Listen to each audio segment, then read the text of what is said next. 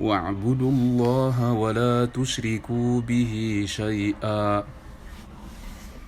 الله سبحانه وتعالى غرابته أعمى هو كهو الله. وبالوالدين إحسانا وبذي القربى واليتامى والمساكين والجار ذي القربى والجار الجنب والصاحب بالجنب وابن السبيل وما ملكت أيمانكم. أنا الله بتو أعمى هو كهي. الله سبحانه وتعالى أيكم من يمرنا أنتين الله بتو إما هو كهو الليل بوني الله نتغندا ورجغندا نيمان دانا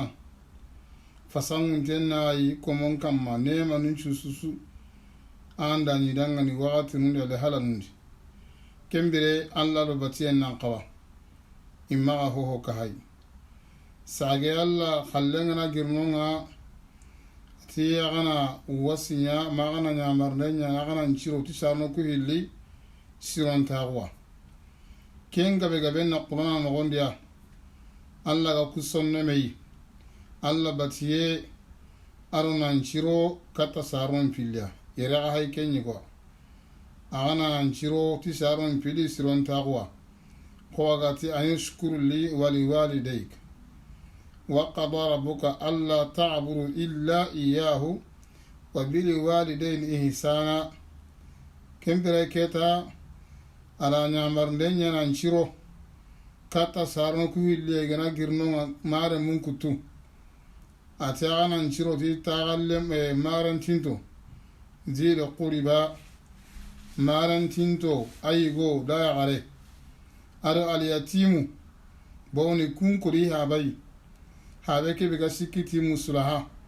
aga nafa anda nyaniya kimri Allah nyamarni agana pinne ku agana chirokati aro miskinu hatajin to iganta ho kitana ho begi baka na utina faqam bange kunkunu tanaw benugiya ati mantenti maga Allah nyamarni tona ikunqa ni dema aro tagallemma jil quriba tintendunke aro tagallemma wande ngani kebe tagallemma be sumpun ganda naga tagallemma be sumpun taga naga qalla laga ka ho tagallemma gudi agana njiro ka tagai tagallemmo shiko jate miyani tagallemma ni sumpunyani aba kembire haqqu sikimiyando kennaga tagallemma paqen bai sumpun paqen bai silama on pakken pay tagallemma yegori haqqu hillana ganaga keni tagallemma nyani silama nyani qasumpun tanna tagallemma on pakken pay awalana wa sumbum awalana wa silama on pakken pay tagallemma yegori haqqiban keni tagallemma be kafiri nyani sumpun taganaga qalla lagana tagallemoy annan ciro kata ken qayya aro kapalem nga birjambi ti tete kapalem ma ti tete ida diganga be ko kenga ko ni kenga yegonun ti kenni anka gumenya yegonun ti ande gerameni terendedi agala kille kahu safari ndi kata jamani yegonun qatiyai andi be gerameni kalallarai magollirai yo akusutwa kusuniya sahibi birjambi alo kilelle me kenya hay tungaranke aga magaga debendi aga hinni an qaba ken qalo demande an qaba de ara aga kiti teunga ho be numara na utaga golli sagano alo komo ogane koma gundi kesunya uma malakat aymanukum alla nyambarndi alla haqqan palle ti hisiron tagunanya kata kuswa. إن الله لا يحب من كان مختالا فخورا. باوني الله هيدي أنت كمن سموندا كينيا دوندري وسانا غوري دوندري أي مدي كابرونتي أغا وسنو سرون كما أغا موندا يكي أغا سمنا إكيم باسو سرو كوي akinga imme yonkindi sere qoreani ana ya galla bange sere jasante sere logonte seron ka bange qoni huani mujahidu da fasari inna allaha la yuhibbu man kana muhtala ati dundere faghura kebe ga simmana nanti kiyam pasitananga aga wasunu awa seron kamma aku handel logen alla ne manda kenyani faghura wawa ago sigat mubarak ni wasana qore الذين يبخلون ويأمرون الناس بالبخل ويكتمون ما آتاهم الله من فضله سروبي نوغا قطنغانا غنو أريغا سرونيا مرنقا تينا قطنغانا غنيا أريا فوفو غندني ألا غراكينيا غلا فسمونتا غندانينا وأعتدنا للكافرين عذابا مهينا وتاغندي مومو غسرندي كافرون دا يانغان قطن دي كيغاني لغنداناي الله باتني غالي بيغندانا غني سروبي نوغا قطنغانا غني تينا برونغا yana buruku ro hori alla gari nyamarti kebe geli sarun pilistroe arnan chiro kata mare mun alati miskinu marantinto tagallemo yogutunga na gotina burunga ni roku tara inta alla haqqin kinni imaga embeken qabane de yasron kanyamarni ti sorna kutunga na gunya anna burun tigiti serena anta kesu kunu anna burun marade ina soron nyamar to kutunga na gunga gati ya ho hugundini gadi alla nema kibe nyida ya kem pugundini serem magatu nan tayimaga qayni qutungana gunya annahu subhanahu wa ta'ala qutungane hagara alla nema alla nema haga kenya agana agati na kenya na kali alla nema anta banginai alla nema anta bangine qutungane nga ayge mogompe ayitira mumpe akuyindi mogompe kiya sabudangne alla gati ita gundindi fisungallen kane yangan katande logo ndana gani kufuru hayya minna kun pugundi alla ne man pai anta ngalla ayra me garundi anta ngalla ga igande igana anta ngalla ga kini sirei ahayalla ne makke hugundi sirem magatu anta imaga kenni fisungalle nya la ala kota alla ga hubi warakane kenni yangan katenya aga logoma والذين ينفقون أموالهم رئاء الناس ولا يؤمنون بالله ولا باليوم الآخر سروبي نجينا برون فغنا سرونغر اندي سابو دنغني أنا ينتاتون نديتي الله أدوكو تلغرين ومن يكن الشيطان له قرينا فساء قرينا سربي شيطاني غنا ينا دغني كفالم مالو جوتا ادو ترالم ماي ابونا دغني ترالم مالو كفالم ماي دي الله غدا قطونغانون كو علي سروقا كو دغني كوبيني وا نفقان دن يانا دي ايوا سراغان دن يانا دي كينغان نيني ماني soronya na mugu ingan ni mani soronni tiga intanya na ti Allah in shogun tenta la ala kotai ai ho ga idan ke golle ho hondambe e ga duta kamma kenni dukko inta gonya ado soronna ati kunga kuntra le man shaytane yo shaytane ga gana nyani ibira kapalle mai aga man kapalle mambul halin mutra le manya aro jota كيا سابولا سوغانا يقولكو أن للمرء لا تسأل وصل عن قرينه فكل قرين بالمقارن يقتدي مع سرين ترندي ننتي أنجي كن كوي أنجي كن كمو مع سرين ترندي كنغو ترندي ني سرين ترالما أكابالما كنتوتا أنغنا كنتوتا سرسوغاري أياغن دي كابالما دي ترالما ني قرين نكينيا فساء قرينا شيطان غني بيرا كفالما ترالما اكمان كفالما مرم atarle mambono وماذا عليهم لو آمنوا بالله واليوم الآخر وأنفقوا مما رزقهم الله mani fo gana ku kamma mani fo na ku kamma gi torono aganji gan tongondi ti Allah ado ko talagarenga adi gara saragan bagandi gelli kebe Allah gari worjagai iga du ko inta ngara nan qalasi nan tongondi ti Allah mani gana ku torono de وكان الله بهم عليما Allah nyatu ana ti kunga Allah kengi kuntu Allah kengi yale halan justa ingan dientu ko be kebe gan khawa awa kenya nanda إن الله لا يظلم مثقال ذرة Allah nta komonto nyana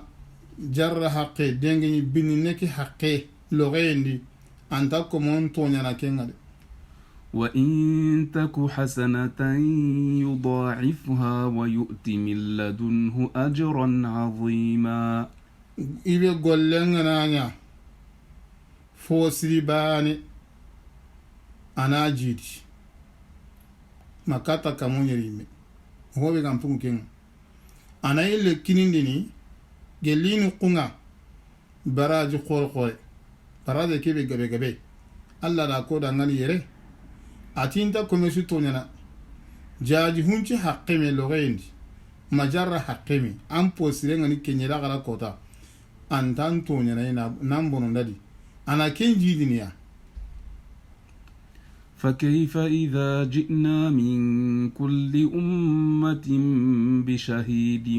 وجئنا بك على هؤلاء شهيدا kuwa le halan yana kan mugo gello ganari gelli jamasu ti sheda na ke ngani ya nabi nyimenga uri tanken ga sheda na ku matonu kama kembere kuwa le halan yana kan mugo sa kuma ga ti yawma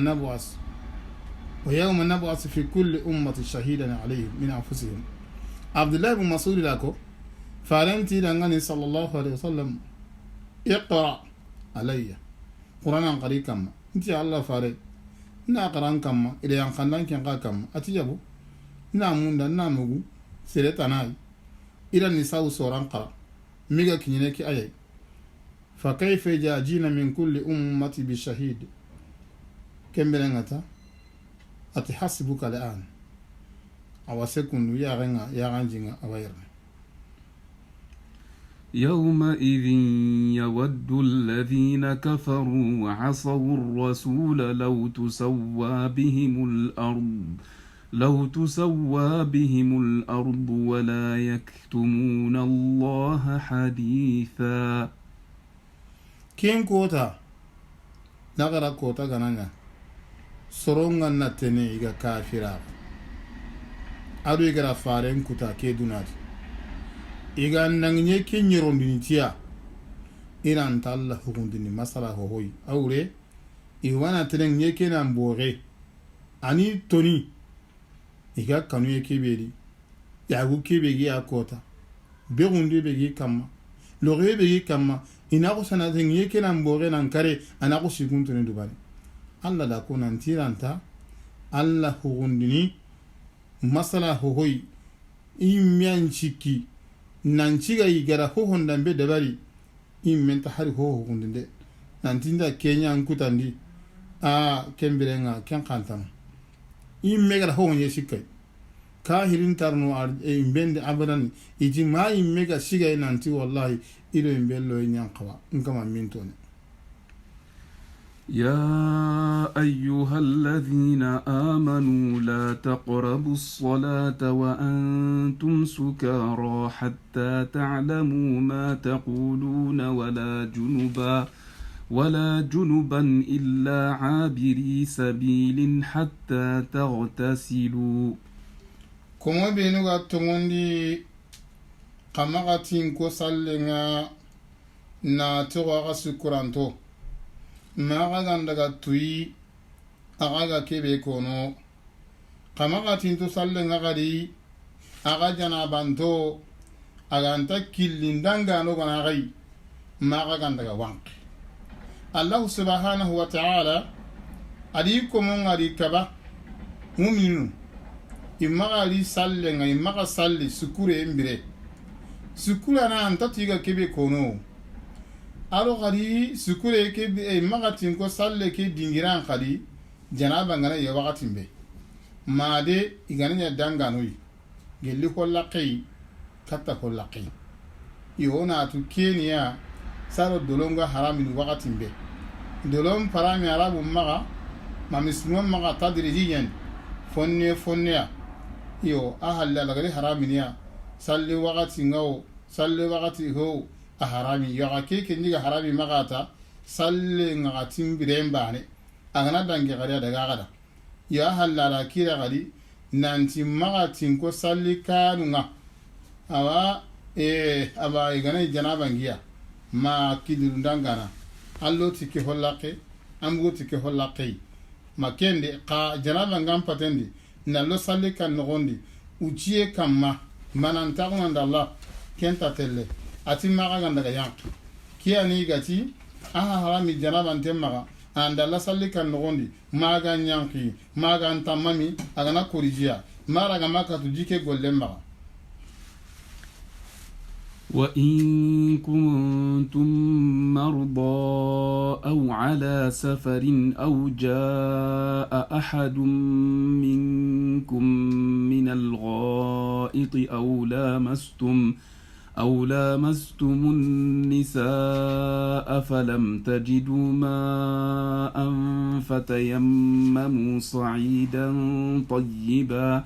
فتيمموا صعيدا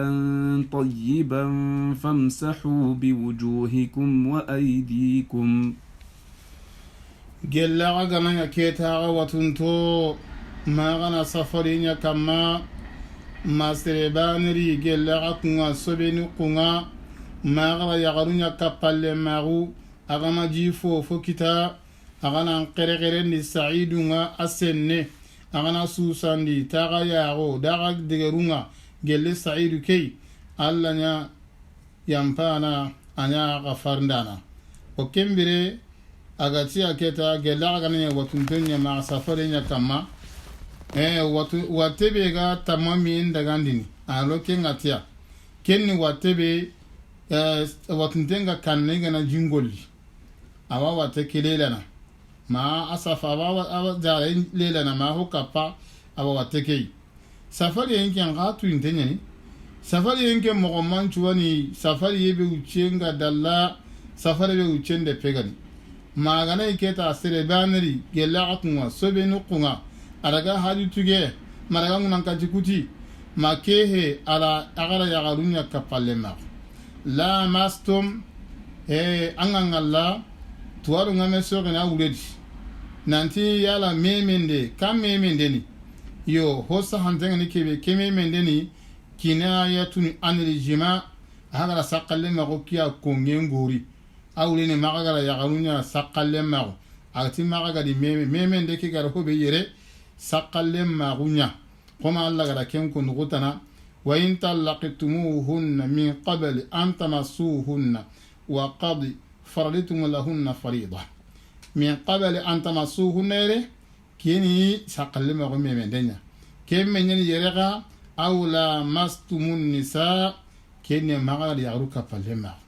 kembere agama kite ma ani jihoho nakira nya hayge gai fofu wa khili jinya agama kita kiani gatini ho senne ngana wara jinji agara ya ga keke nyilla hone hanga tunuke nanti jinke nyani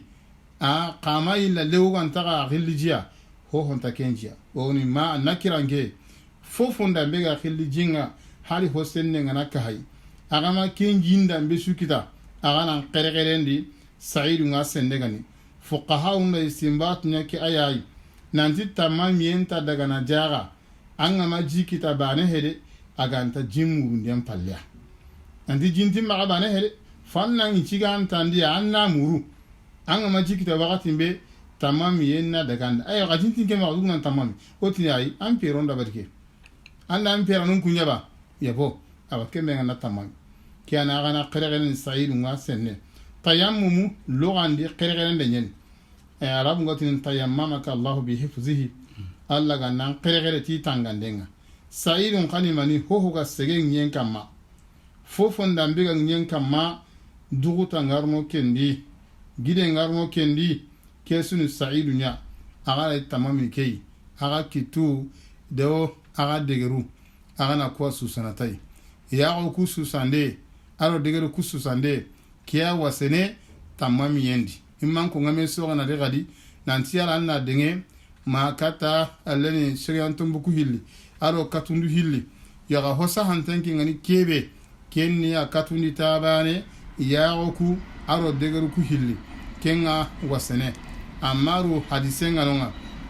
abananti ike gama jikita ile ga birige se jurandi igari ga ken ko nabi sallallahu alaihi wasallam annabi ti dikitu ku hili katutu nyenga degeru ku hili adi fute adi ya gonchu sotiya adi degeru pili ati anyi kere barni kenya mbaka ken parisian saha tamami yem parisin sususudi dinanta katun pili hadisenga aro tamami yenga kata sengantombo ku hili anga hadisun wallake ka amaru danke hadiseta kenya nda jamantu mandi kenga wasene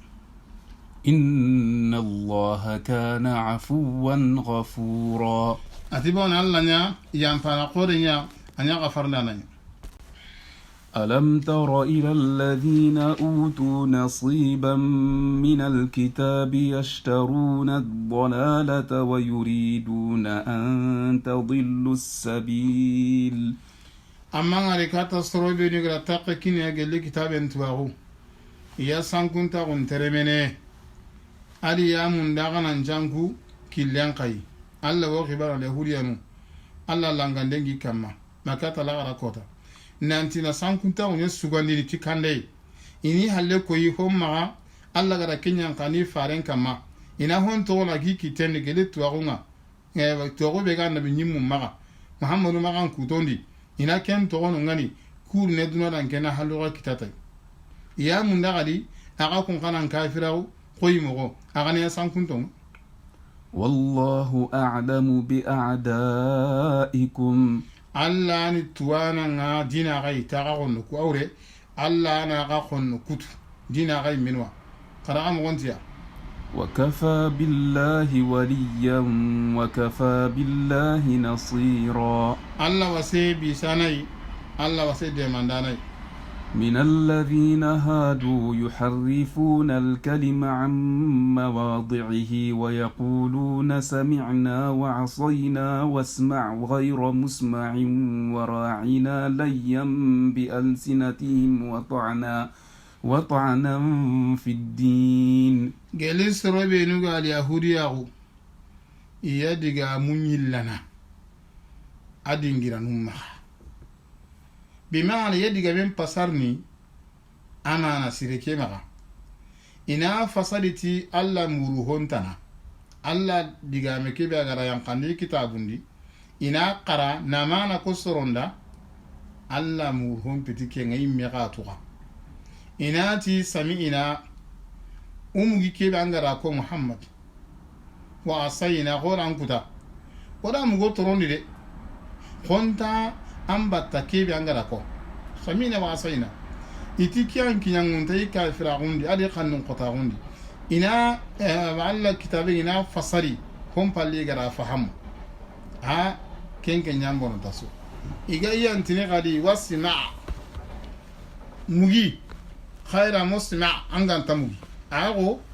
isma ma naqul la samit langanda nyanka fay mugi kebe yuga koranganta mugoga كيسو هي تولن تاغم نجليا ادو غني ديغامي ورايني او قويه يغاتنو قويه ليان كيسو ميلان دي ليان نا ميله نا نينغي تيني نكوي ادو سوهاندي دو سافتاسيا دينا كينوغوندي ولو أنهم قالوا سمعنا وأطعنا واسمع وانظرنا لكان خيرا لهم وأقوم ولكن لعنهم الله بكفرهم فلا يؤمنون إلا قليلا خاغان يكون غتي وران ديغا مغوري الله وران يامر خانن قرابتو أن مغي أنو ترينكا ke kongen nanya jemu ngai dangani ala gan telengonta ka alla di langa mare kata bakini manga ti kafira ko ke sababunya inta tongundini aganta bucinine يا أيها الذين أوتوا الكتاب آمنوا بما نزلنا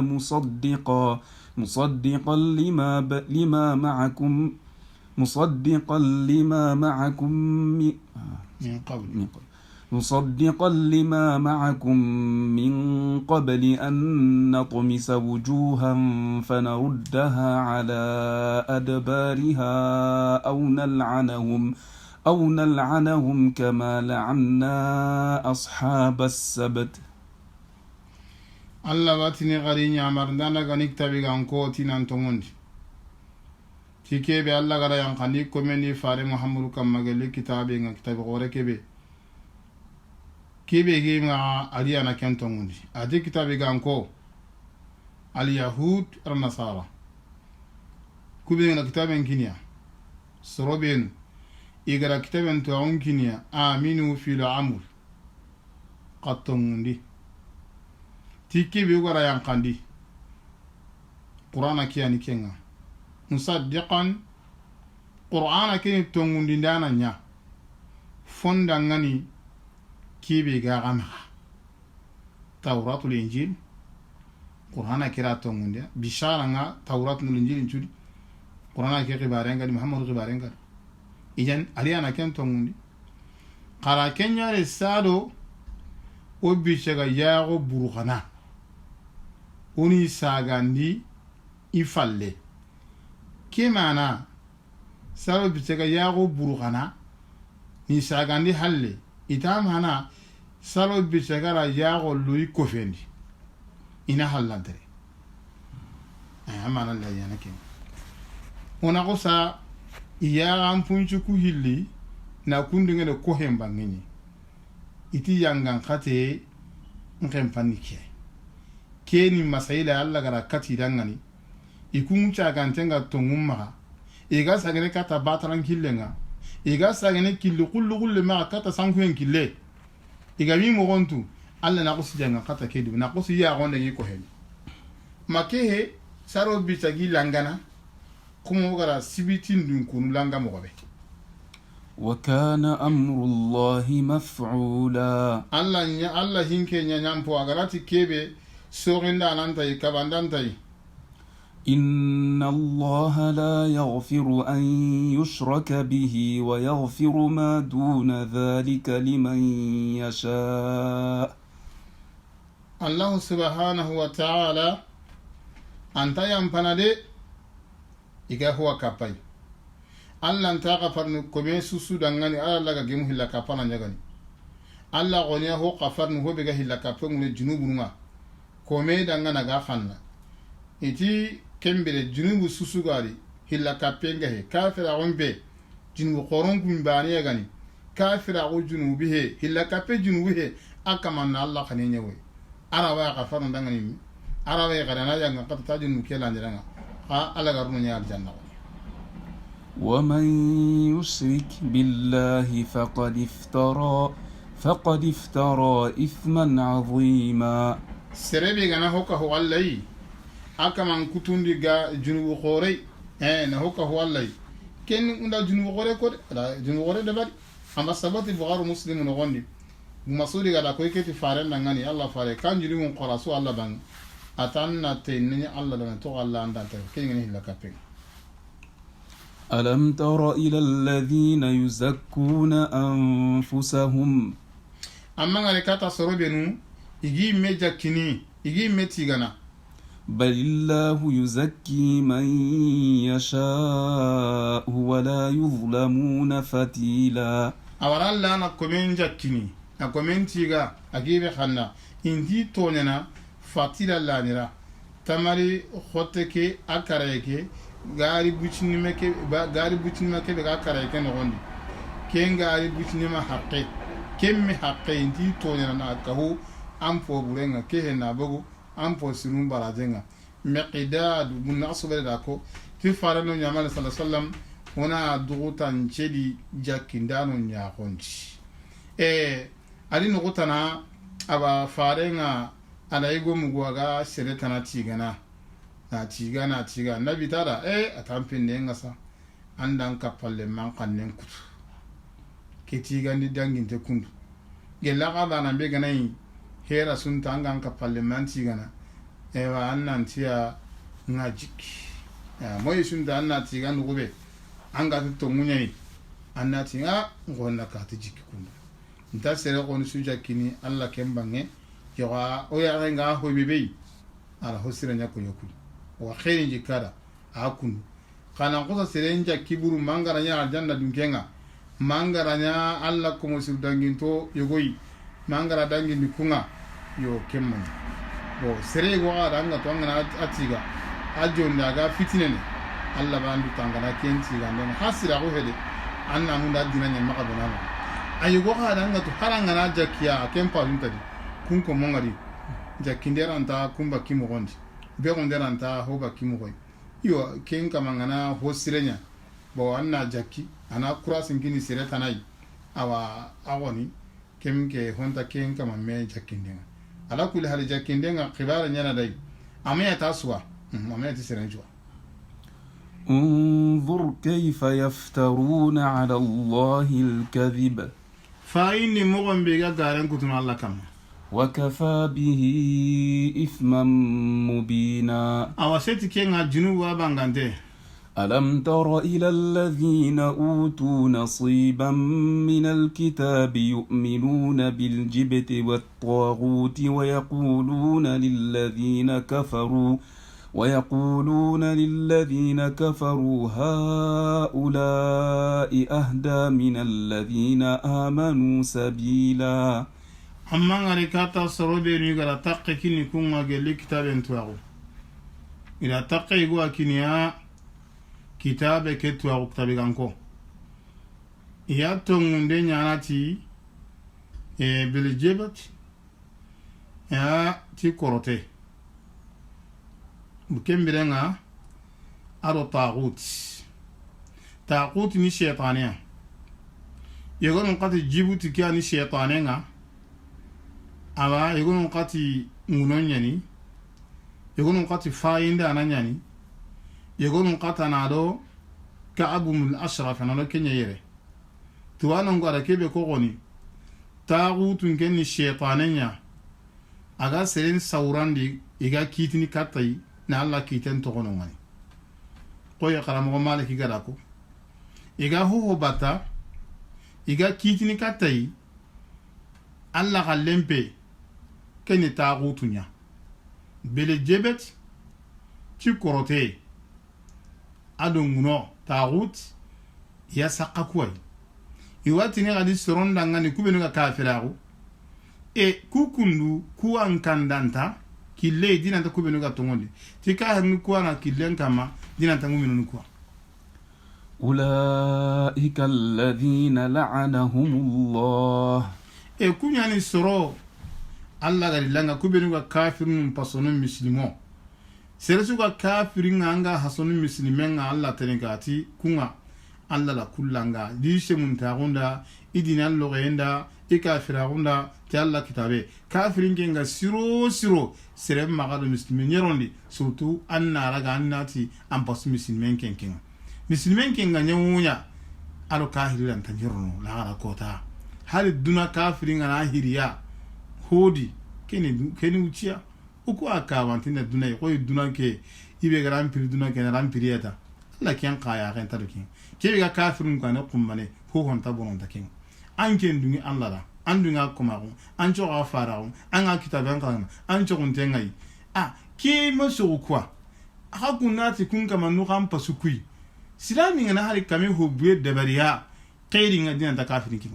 kafirin ke kairi an taraga siro Allah na kallu gutu ne duna dagara ke tugarenta ومن يلعن الله فلن تجد له نصيرا الله غناي كومي بلانغانا انت غادي مانا كيتنا دغاني أم لهم نصيب من الملك فإذا لا يؤتون الناس نقيرا ati ma nketi istifham inkari imbe ngeti taqiniya kura geli marande ay kembire taqine gana yi maga magandendi inta kin ho kin soroku har naqiru haqqe tamani qotte ke angana kara bad tabari buchnya ulera tabari buchnya huntini tiene ke naqiru kella ni la logendi inta kin sere marande ngani kunya kalle أم يحسدون الناس على ما آتاهم الله من فضله ما كيو يكون سرونيا حاسداغنو يقولون غاتني كي سرو يراندو محمد واي يكون سرونيا فاسداغنو هون كما الله غرا كيبي كينيا gelli afasangun taunga igara nabi hasidagu Allah gara nabi nimago kebe kinai awa kenya hagadi kaba igama alaga nan chagai boni arabe nyani antabaki kun qabidan dunken bange فقد آتينا آل إبراهيم الكتاب والحكمة وآتيناهم ملكا عظيما انتقى من محمد حاسدا بوني أكين إبراهيم دنكونا كتاب تواغو على حكمة أكين يا مران دي قرقوري كي هو غبن بو إبراهيم دنكونندي كي غانا بو عربوندي إنا حاسدا غنمانيا أنا لا هو كوينيا كيني فمنهم من آمن به ومنهم من آمن به ومنهم من صد عنه أبغى لكونا سربيغا تونغوندي تي أبغى لي أغادي كوبي غادي هلكوي بكما وكفى بجهنم سعيرا جهنم وسكمي تكافر نوت إن الذين كفروا بآياتنا سوف نصليهم نارا كما بينوا كافراغو ميغا غاران دي تو كايفينو وارني كلون دي مبارن كومبي امبدي كلما نضجت جلودهم بدلناهم جلودا غيرها ليذوقوا العذاب bire o bire hato ngana moy uni faragu fatoi antananga ni kenga kuru ina yanga patente إن الله كان عزيزا حكيما الله ينندانا أنيا كيتانا والذين آمنوا وعملوا الصالحات سندخلهم جنات تجري من تحتها الأنهار خالدين فيها أبدا كمبري الله سبحانه وتعالى أجر ما جيهم أبا لجر نكونكو كافرون أجر ولين تون قال لجر نكونكو ati komo be nuga tongondi ti Allah ade gara golli sim golli kappa tongondi yenga o warne kun qarondi kumbane arjannan kanundi lambunga umi bagungure imi gellunungure tuma non yakundi inta gilli bakkanu imi ganta munde ga gilli woy dunamo dunanga dalla no kusanga mundanna ngiri yeren kai harjanna kenda Allah heti hoyi anga mudan nan bugu bakkano wonde ayida ngane kadi kapake nga janna kene gondi yaqu kunche nunni ilisum pore qaraga fore fofo ni hongira gan kenya fo nyogunte nya sunye mula ajanna yaqarunga isnon tenga bakka kiswa لهم فيها أزواج مطهرة أيضا أنا نقولي يقوي سنون نقولي إلسون بوري قرغان بوري هو نيغون تي مولاو سونيو أمين تنا جنة يغادون سنون نبكا كيسو وندخلهم ظلا ظليلا أوني روندي خالي سرافوا سرافو كبي أسراهم قوري ما جوبي أغابي